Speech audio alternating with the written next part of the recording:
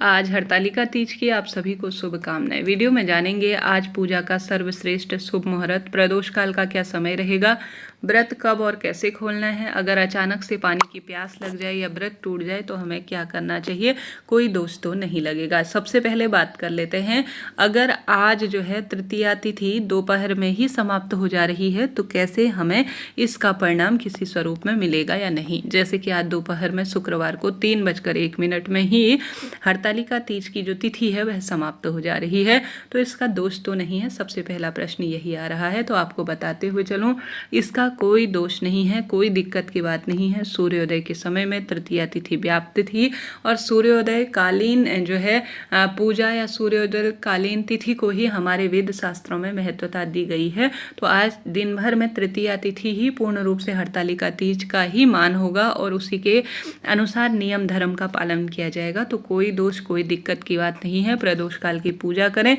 और जो आज हरतालिका की ही पूर्ण तिथि है, कोई टेंशन की बात नहीं है। व्रत कर रहे हैं पूर्ण मन से करें, कोई शंका दुविधा मन में न लाएं, कोई गलत विचार मन में न लाएं। जितना संभव हो तपस्या करें, जितना संभव हो निर्जल निराहार व्रत रहें। महादेव आपको शक्ति देंगे इस चीज़ की कि आपका व्रत परिपूर्ण हो। ऐसे में व्रत पूजा का शुभ मुहूर्त क्या रहेगा, आप सभी आज शाम के समय पूजा जो है इस समय शुरू कर लीजिएगा, भले ही देर रात्रि तक करें, कोई दिक्कत की बात नहीं है। ठीक है, तो आज शाम को प्रदोष काल का अर्थात पूजा का शुभ समय 5:50 से 7:20 के आसपास हो रहा है। इस समय आप पूजा को शुरू कर लीजिएगा। शुभ मुहूर्त का यही होता है अर्थ कि इस समय शुरू कर ली जाए पूजा और लंबे समय तक इसके बाद तक करते रहिए तो बहुत सुफल फलों की प्राप्ति होती है। तो इस शुभ समय में कम से कम अपनी पूजा आरंभ कर लीजिएगा, भले ही कितना ही समय लग जाए, इसके बाद कोई दोष नहीं है। तो 5:50 से 7:20 तक आप अपनी पूजा आरंभ कर लीजिएगा। यही प्रदोष काल का शुभ समय है और सर्वश्रेष्ठ समय है। थोड़ा सा 2-4 मिनट का अंतर हो सकता है, परंतु इससे ज़्यादा नहीं होगा। तो इस चीज़ को आप नोट डाउन करते हुए चलिएगा। ठीक है जी, यह बात हो गई आज की पूजा के शुभ मुहूर्त की। अब आपको जल कब पीना है, जैसे तृतीया तिथि तो दोपहर में ही खत्म हो गई है तो कोई दिक्कत नहीं। अगर आपका शाम को प्रदोष काल की पूजा हो जाए, हमारे क्षेत्र में तो ऐसा ही कहा जाता है, शरीर साथ नहीं दे रहा है, चक्कर आने की स्थिति है, पहली बार व्रत कर रहे हैं या नहीं सहन हो रहा है, तो प्रदोष काल की पूजा परिपूर्ण हो जाने के बाद आपसे नहीं रहा जा रहा है तो आप जल पी सकते हैं, कोई दिक्कत नहीं है। प्रदोष काल की पूजा ही सबसे बड़ी और विशेष पूजा होती है।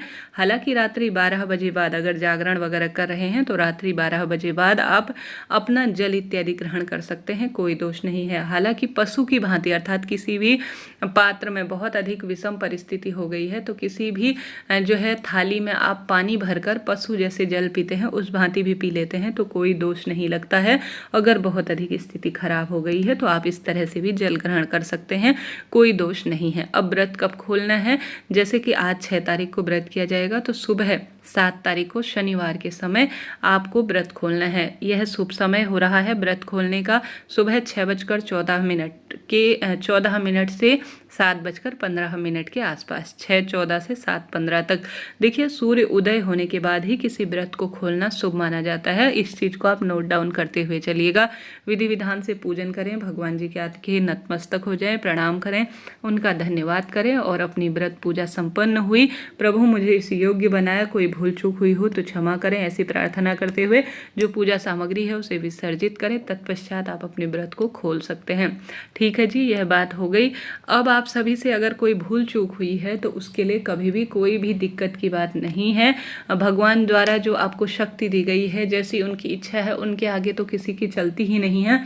सरलतम विधि से, सरलतम नियमों से कोई दिक्कत ऐसी हो गई है कि व्रत टूट गया है, व्रत कहीं खंडित हो गया है तो इसका हमें परिणाम नहीं मिलेगा, ऐसा नहीं है।